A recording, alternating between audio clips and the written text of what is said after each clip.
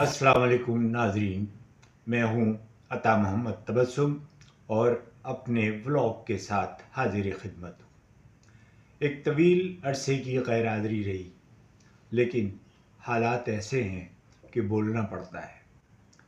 गुज़िश्ता रात गार्डन में एक नौजवान की जान चली गई। एक डंपर ने उसे कुचल दिया।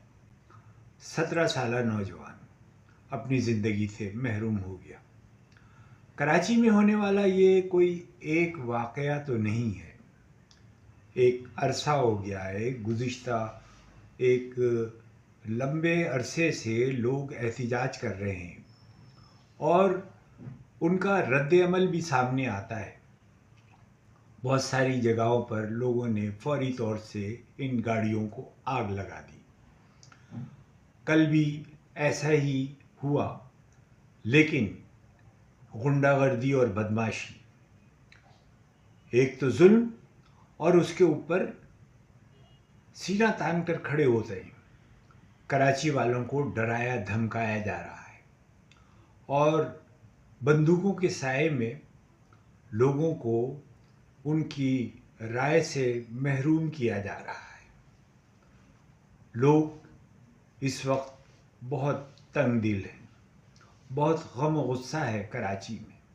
कराची की सड़कें टूटी फूटी हैं, ऊपर से उनको ई चालान मिल रहा है, लाखों रुपए के जुर्माने, और हर आदमी इन जुर्मानों से परेशान है।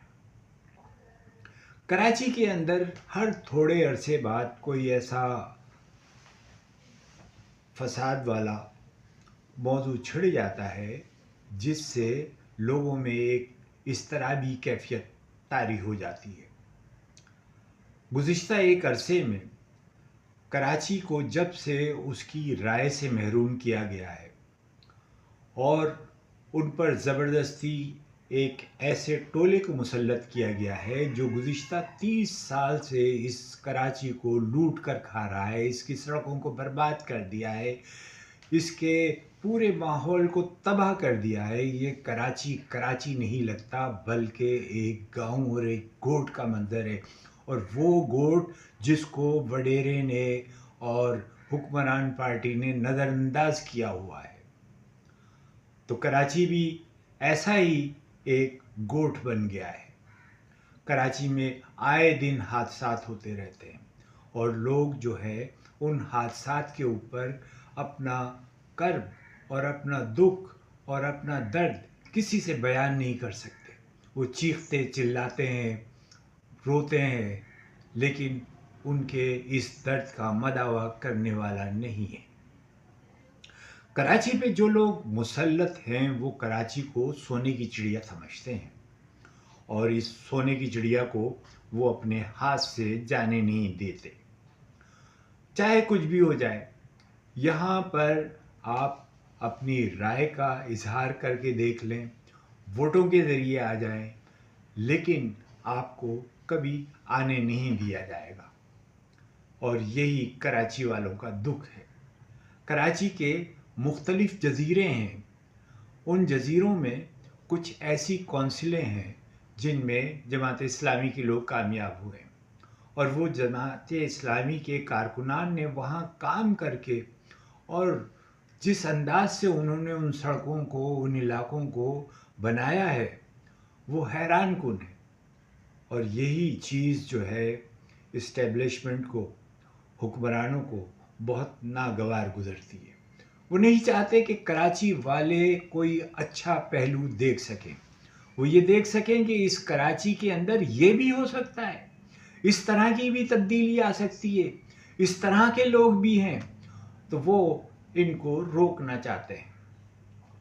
और इस रोकने का सिलसिला अब इस कदर ख़तरनाक रुख इख्तियार कर रहा है कि कराची में लगता है कि कोई ऐसा बड़ा वाक़या किसी लिसानी फसादात को या किसी ऐसे ना ख़त्म होने वाले सिलसिले को जन्म देगा जो माजी में भी जारी रहा था। अल्ताफ़ भाई माफ़ी मांग रहे हैं इस्टेब्लिशमेंट की नौकरी के लिए, वो तड़प रहे हैं اور ہر طرح کی ان کی شرائط ماننے کو تیار ہیں.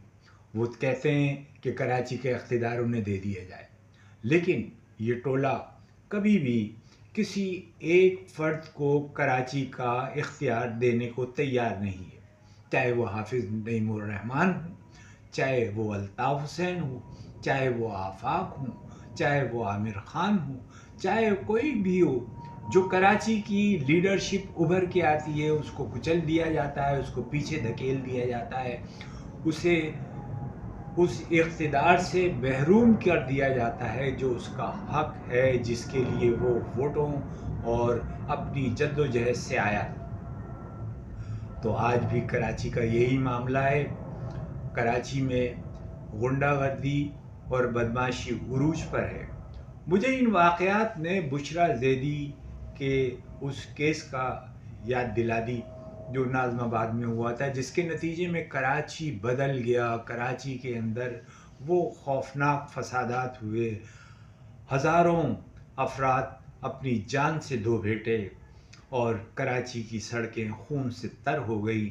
آج بھی لوگ اس واقعے سے، ان واقعات سے خوف زدہ ہیں اور چاہتے ہیں کہ اس طرح کی کبھی بھی صورتحال دوبارہ اس کراچی پر مسلط نہ ہو. لیکن کیا کیا جائے کہ حکمران تو بضد ہیں. وہ چاہتے ہیں کہ کراچی کی جو آمدنی ہے، جو یہاں لوٹ مار انہوں نے مچا رکھی ہے، اس کے اندر وہ کسی کو شریک نہ کریں. ایسے میں کراچی کے کچھ نوجوانوں کا خیال ہے کہ کراچی ایک علیحدہ صوبہ ہو جائے اور کراچی کی اقتدار اور اس کا فیصلہ کن کام جو بھی ہے وہ کراچی والوں کو ملے. لیکن مجھے نہیں لگتا کہ کراچی کو اتنی آسانی سے کوئی علیحدہ سے ایک حیثیت ایسی دی جائے گی جس میں کراچی والوں کا کوئی اختیار ہوگا. تو جب یہ مایوسی بڑھ رہی ہے تو ایک طرف تو نوجوانوں کی بہت بڑی تعداد ہے جو کراچی سے باہر جا رہی ہے، اور ایک بڑی تعداد ایسی بھی ہے جو اس ماحول کے اندر غم و غصے کی شکار ہے اور وہ اپنے جو ارادے ہیں اس کا رد عمل ہے وہ وقتاً فوقتاً اس کا اظہار بھی کرتی رہتی ہے. تو یہ ایک آگ اور خون کا کھیل ہے جس میں حکمران بھی ملوث ہیں، وہ اسٹیبلشمنٹ بھی ملوث ہے جو اس پورے سسٹم کو چلا رہی ہے. کراچی میں جب سسٹم کی بات ہوتی ہے تو لوگ سمجھ جاتے ہیں کہ کس بات پہ کس چیز کا ذکر ہو رہا ہے، اور سسٹم کیا ہے.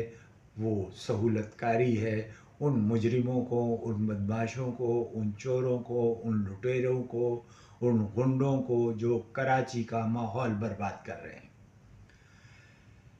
آج ہم اسی پہ اکتفا کرتے ہیں.